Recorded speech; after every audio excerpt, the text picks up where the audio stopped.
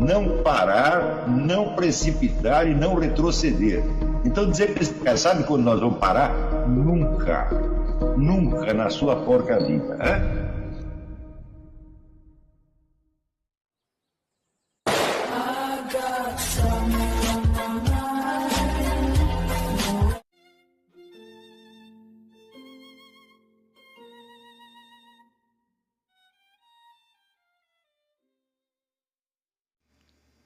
E aí pessoal, tranquilo?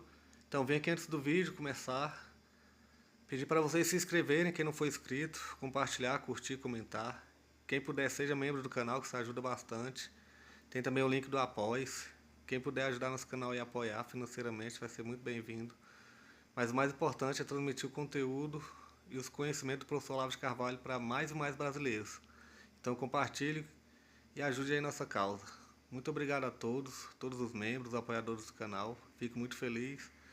Tenho certeza que a gente está no caminho certo. Então fiquem com o vídeo e até mais. Valeu! Aliás, com relação à educação moral, esse é outro ponto que tem que examinar. Veja se você não está apenas mimetizando. Quer dizer, imitando palavras, imitando gestos para parecer bonitinho. Então, a imitação é uma coisa importante. Né? A minha tia, que era professora primária, sempre vivia dizendo. Né? Eu, quando moleque, fui.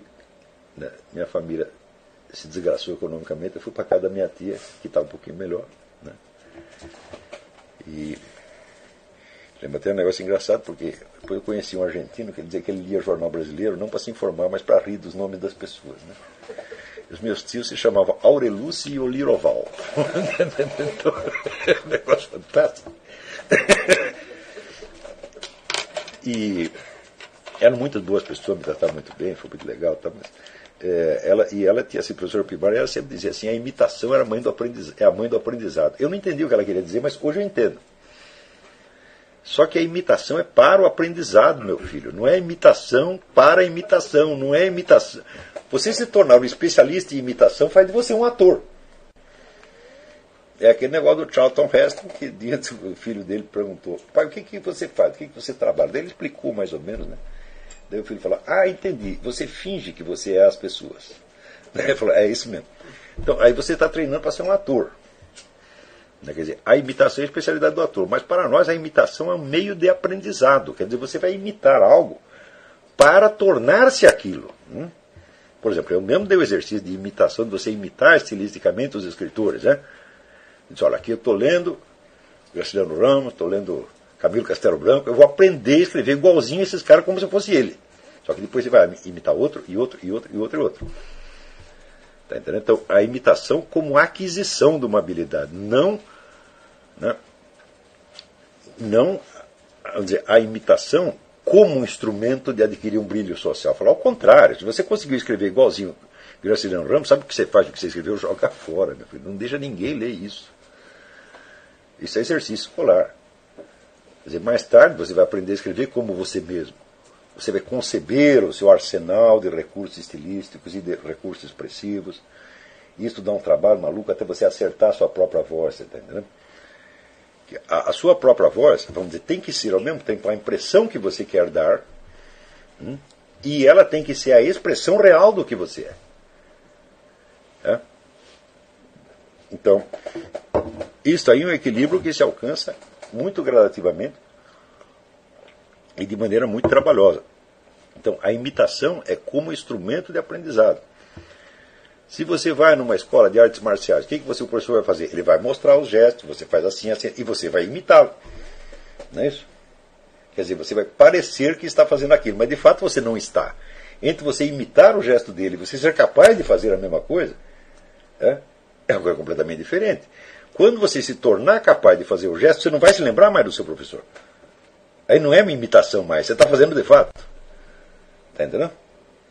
Agora, no Brasil é assim, o sujeito aprendeu a imitar, fala, olha como eu estou imitando bem. Entendeu? E já começa a mostrar aquilo. Então, cada coisa que eu escrevo, no dia seguinte aparece 500 repetindo aquilo, mas macaqueando de uma maneira tão sem vergonha, essa tão calhorda, tão mesquinha, que dá vontade de bater, você está entendendo? Mas eu não vou bater nesses caras, por quê? Porque eu não os amo o suficiente para bater. Porque se eu morresse de amores por um Constantino, por esses palhaços todos que escrevem, eu ia encher eles de porrada, né? Para que aprendesse. Como? Não sou pai deles, não tem nada a ver. Quer saber? Que se dane. Né? Então, procure, na parte da educação moral, procurem ver o que existe de mimético em vocês. Mimético mal intencionado, de querer fingir, querer mostrar aparência. Não mimetismo pedagógico. É? E na parte da educação já mais intelectual, cultivem a imitação como instrumento. Está compreendendo? Em tudo o que vocês fazem. Por exemplo, você está aprendendo a tocar piano, né? Você não vai ouvir os grandes pianistas, né? Você não vai ouvir, sei lá, o Wilhelm Kempff, né? O Malkuzinski e outros grandes pianistas, né? Para ver como é que ele toca essa nota, qual é a velocidade que ele dá, como é que ele move os dedos. Você não vai fazer tudo isso. Claro, você vai imitar. Só que você vai imitar 1, 2, 3 e 4, e no fim você vai ter um conjunto de instrumentos, um conjunto de recursos que você vai usar quando você for tocar. Está entendendo?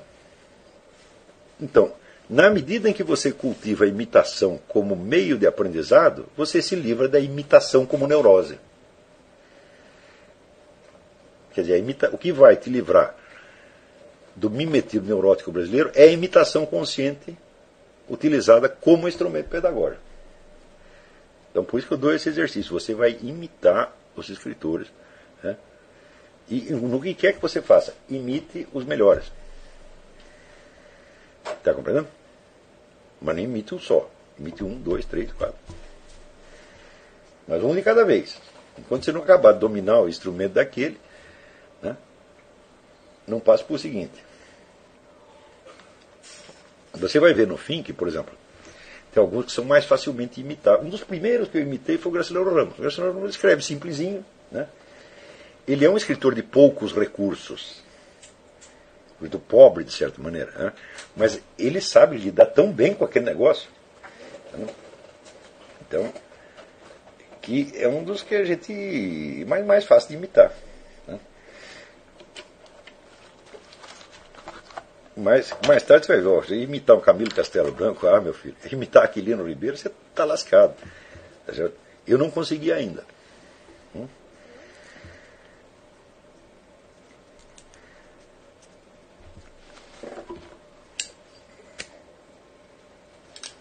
Então, né, muito bem, então nós temos essas 3 etapas da educação e você vai ter que percorrer as 3. Com relação à primeira, educação moral, é a prática do exame de consciência, de acordo mais ou menos com as linhas dadas pelo Tanqueray, tá certo? Mas você pode acrescentar outras coisas. Né? Por exemplo, a famosa prática da escola platônica, você de noite, você lembrar tudo que você fez durante o dia. É uma outra coisa também. Né? Você pegar aquele exercício do livro do Narciso Virala, que chama Controle Cerebral Emocional, aquilo tudo é muito bom. Né?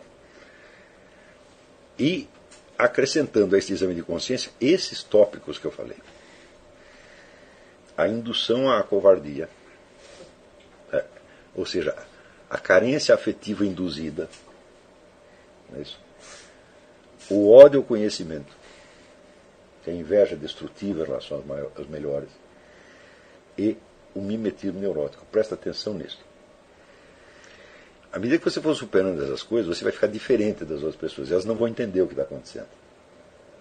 Porque elas sempre vão interpretar vocês à luz do que elas estão acostumadas.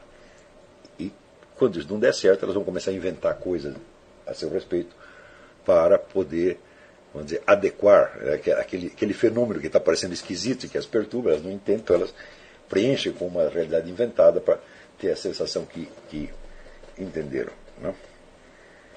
Não ligue para isso. Passe batido. Tá certo? Isso aí é um bando de medíocre, um bando de mesquinho, um bando de coitado, um bando de mosquitinho. Não ligue. tenha a consciência de que você está trabalhando para o bem deles. E de que, portanto, você não precisa que eles gostem de você.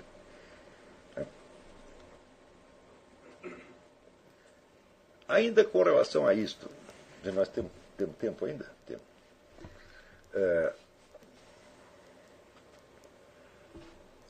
Existe um tópico que já diz respeito mais à matéria filosófica propriamente dita, que é o seguinte: os instrumentos com os quais nós nos olhamos a nós mesmos são as categorias com as quais a sociedade costuma descrever as pessoas.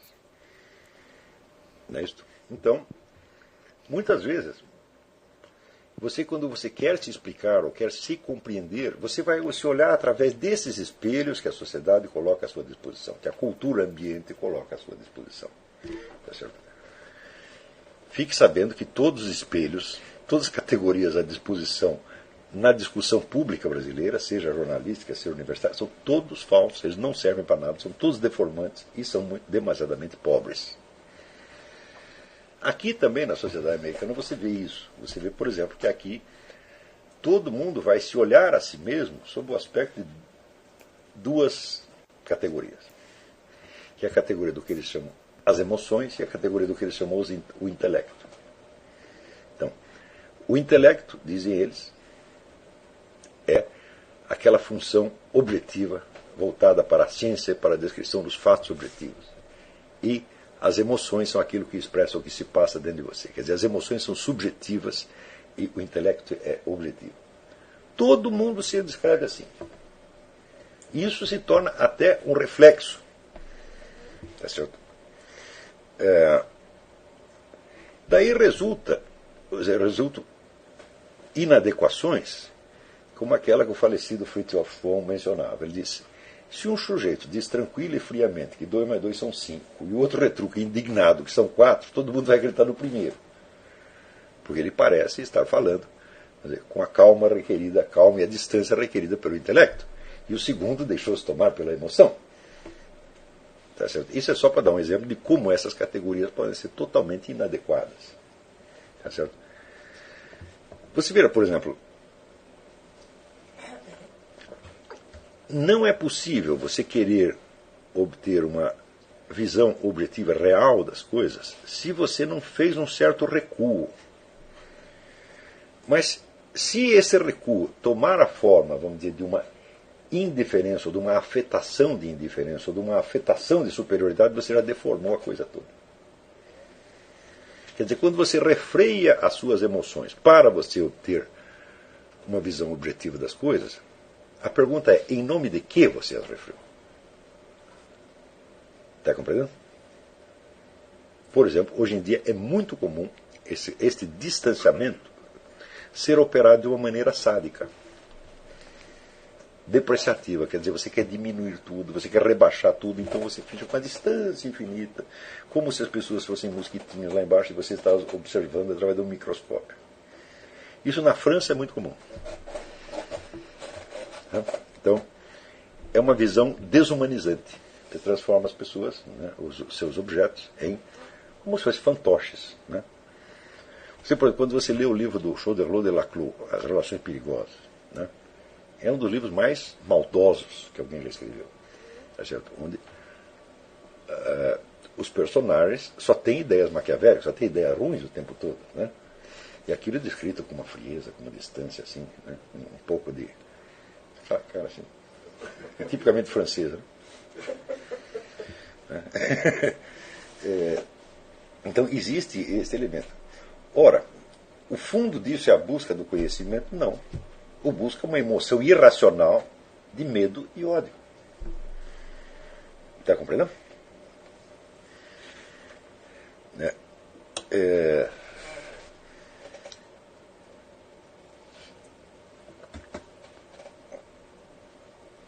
Então, quando a pessoa olha as coisas assim, ela não quer ser também olhada assim. Então ela está se colocando por trás, mas de uma máscara de frieza, objetividade, para não ser atingida. Isso é pura autodefesa. Está entendendo? Então, onde parece haver ali uma objetividade fria, Existe uma emoção muito baixa, muito primária, emoção infantil, tá certo? De medo, de ódio, tá certo? E de sadismo mental. Não é isso? Por outro lado, o que são as emoções? O que consiste em você emocionar-se? A emoção é uma repercussão que algum fato real ou imaginário tem sobre a totalidade do seu ser psicofísico. A emoção mexe com tudo. Não é possível você dizer aonde você tem uma emoção, né? Mas também você não pode dizer que a emoção é incorpórea. Não é isso? Então, em termos de mente e corpo, não dá para você dizer onde está a emoção. Ela não está nem só no corpo, nem só na mente. Tá certo? E se você disser, está nos dois, a mistura dos dois, não dá para você saber o quanto é de um ou o quanto é de outro. Então, é melhor não descrever as emoções nesses termos. O que você sabe é que a emoção é uma repercussão, né, de um fato real ou imaginário sobre a totalidade do seu ser psicofísico. Então, o que é a emoção? A emoção é uma mensuração, uma medida da importância que algo tem para você. Essa medida pode ser adequada ou inadequada. Está compreendendo?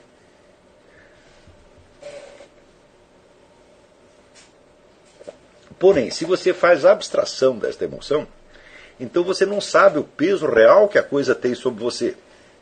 E se você não sabe o peso real que a coisa tem sobre você, você não sabe qual é a posição que você está em relação ao fato. Ou seja, você escamoteou a sua própria presença no quadro. Você vai dizer que isso é racional? Não, isso é totalmente irracional. Porque razão significa, sobretudo, proporção. Então, uma representação racional da realidade, ela precisa estar equacionada e proporcionada. Então, é claro que as emoções têm que entrar ali como um componente, só que tem que ser o seguinte, tem que ser a emoção educada, né, para que ela reflita os dados da realidade e não uma fantasia imaginária. Todo o problema consiste em emocionar-se diante de coisas que aconteceram e não das que não aconteceram.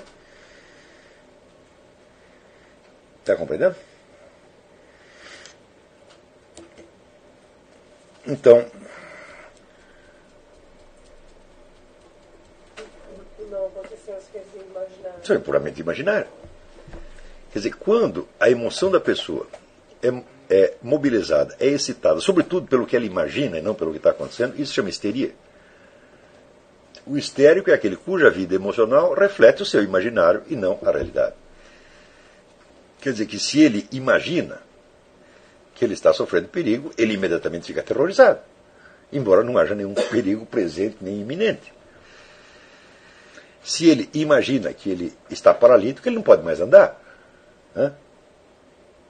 Agora, se você der 2 gritos com ele, ameaçar surrá-lo, ele sai andando imediatamente. Porque apareceu um perigo maior, um problema maior do que o que ele imaginava que ele tinha. Né? Então,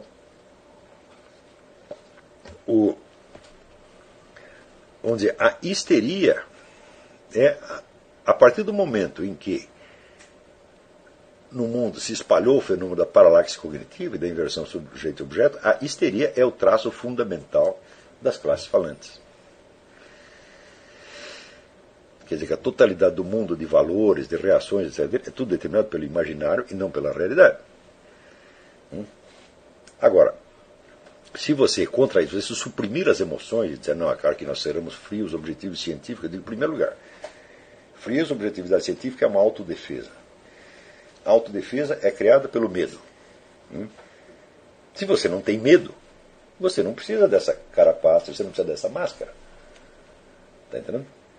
Então, o elemento emocional é absolutamente fundamental para você saber qual é o peso, a importância real que as coisas têm sobre você. E só na hora que você sabe isso é que você pode perceber qual é a sua função dentro do quadro, o que você está fazendo. Está compreendendo?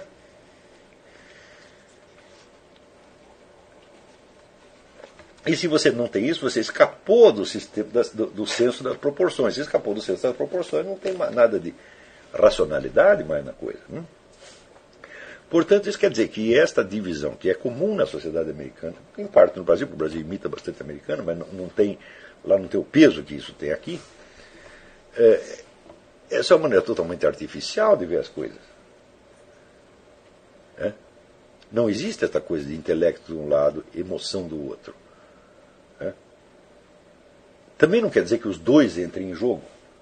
Eu estou querendo dizer que o ser humano não pode ser descritível neste par de opostos. A estrutura real do ser humano é muito mais complicada do que isto. Então,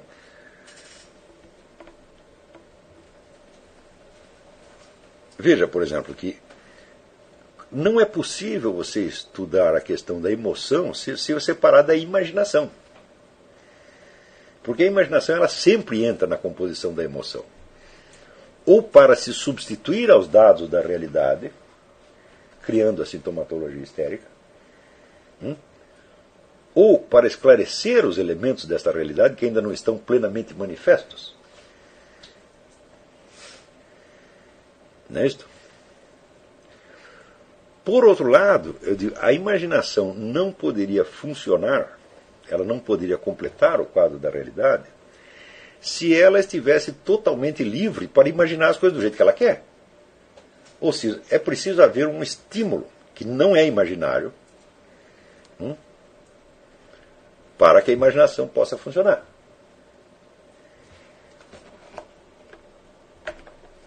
Está compreendendo?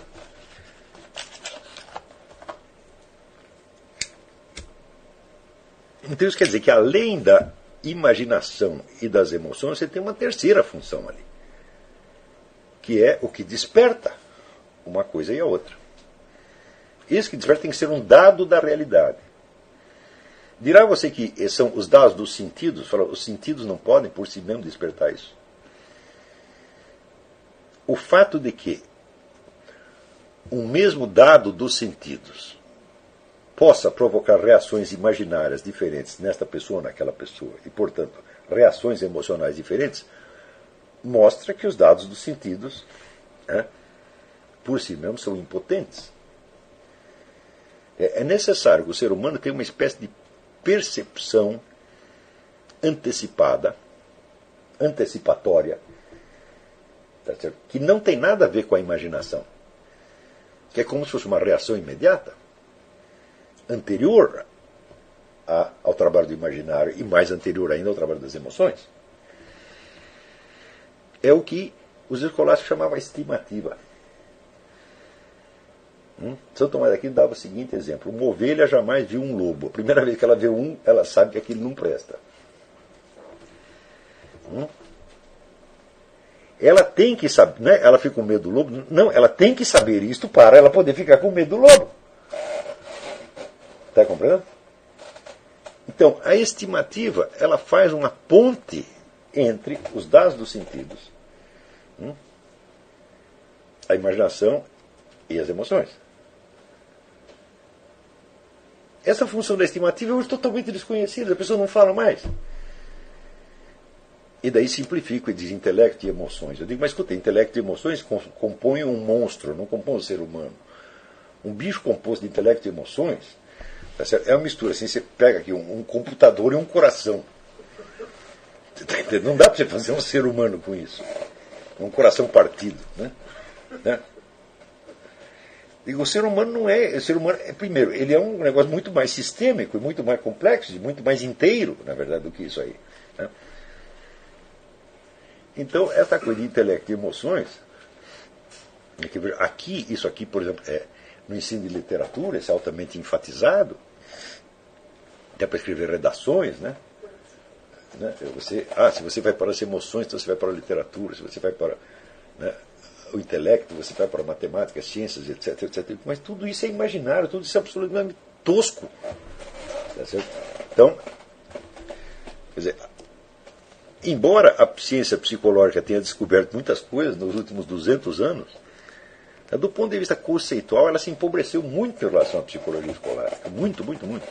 Quer dizer, embora eles tenham mais conhecimento dos fatos hoje, a estrutura conceitual dos escolásticos era muito mais fina. Tá certo? Onde eles distinguiam as várias funções, a articulação. Né? Então, nós vamos usar muito isto aqui. Tá certo? Então, você na sua busca de autoconhecimento, você empacar desse negócio de intelecto e emoções, você já sabe que é uma coisa que você vai ter que superar. Porque isso aí foi uma estrutura artificiosa que posta a circular na cultura por influência anglo-saxônica, muito presente no Brasil sob esse aspecto, e que só vai te levar a te enganar.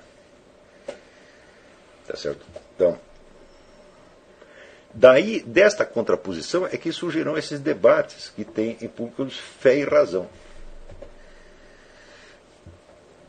Que é tudo uma besteirada sem fim. É uma coisa assim de gente muito, muito, muito, muito burra. Você está entendendo? Que não pode saber nem o que é fé e nem o que é razão. Porque não tem autoconsciência suficiente para isso. Quer dizer, eu para saber o que é fé e razão, eu tenho que ter observado essas duas coisas em mim mesmo, eu tenho que ter a experiência dessas duas coisas.